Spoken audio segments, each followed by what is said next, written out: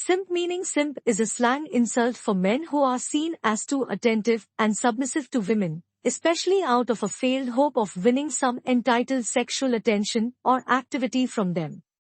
Translation? The word simp is meant to troll young men for doing anything for a girl to get some action he supposedly deserves. 2020 has been a wild ride, and our word of the year illustrates that. Find out what the 2020 word of the year is here.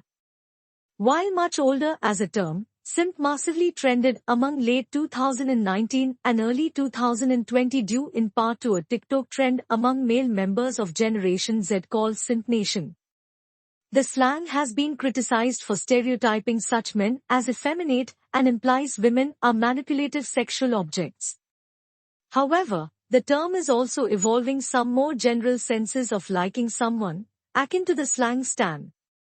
Example, if telling his girlfriend he would always be there for her makes him a simp, then I guess he's been simping for a long time now.